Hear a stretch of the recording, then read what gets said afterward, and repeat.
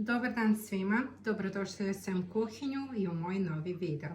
Danas ćemo pripremiti krompir salatu na moj način. Ja je najčešće koristim kao prilog, tako da ostanite sa mnom i pogledajte do kraja. Ono što nam je potrebno za salatu, ja sam krompir već skuvala i oljuštila. Potrebne su nam 2 glavice ovog ljubičastog crnog luka, malo kiselih krastavčića, so, ulje i malo sirića. Prvo što radimo, ja ću naseckati krompir na krugove. Krompir da bi se lepo sekao, najbolje je da se ostavi u frižideru da se dobro ohladi. Sada kad smo krompir lepo naseckali, stavljamo u jednu činiju. Sada kad smo krompir naseckali, naseckat ćemo krastavčiće isto na krugove. Krastavce smo lepo naseckali na krugove, dodajemo u činiju. Jedino što ja nisam izračunala da ima malo više krompira, ovoj činiji će mi biti manja, tako da ću prebaciti u većoj vangli da bih mogla da izmešam.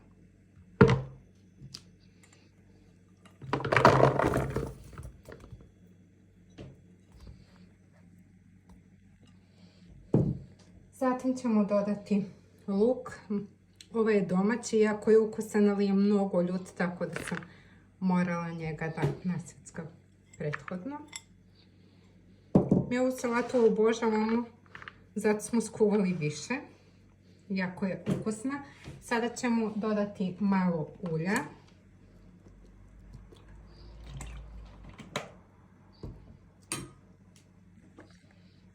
Soli.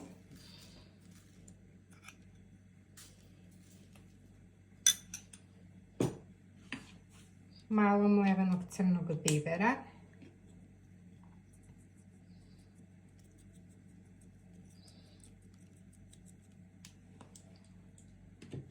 Malo sirćeta.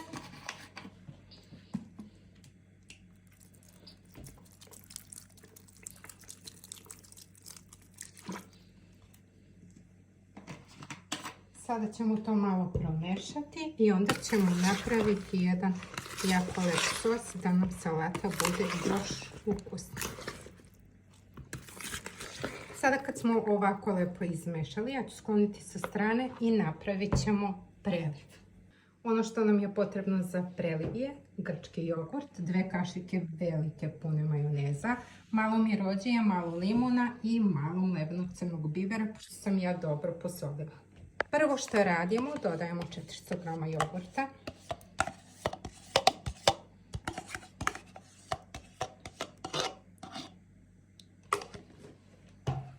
Zatim dodajemo limun, 2 pune kašike majoneza.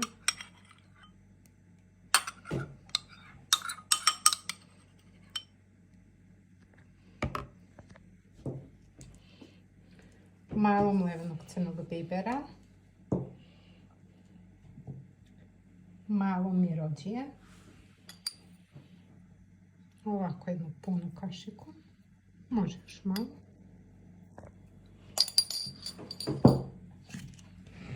I sedit ćemo i malo limuna. Pošto imam dosta krompira, ja ću staviti pola. Vi možete staviti po svom ukusu. Sada ćemo to lepo izmešati. Kad smo lepo ovako pripremili sos, sada ćemo preliti krompir i to sve lepo izmešati. Zato će nam salata biti i kremastija i mnogo ukusnija. Možete preko leta pojesti i samu nju. Ja je najčešće spremam uz neki prilog, znači možete ribu ili meso, šta god volite. Ono s čime ju ja spremam, to možete pogledati u mom sljedećem videu. Naša salata je gotova, tako je kremasta, sočna. Ja obožavam na ovaj način, moja porodica također, tako da ako niste pravili, napravite i probajte na ovaj način. Obavezno sa dodatkom limuna je nekako još svežije, još ukusnija. Sa ovim sosom je tako kremasta, ukusna zaista. Ja je služim uz prilog, Ako želite znati uz koji prilog obično služimo u salatu, možete pogledati naravno u mom sljedećem videu.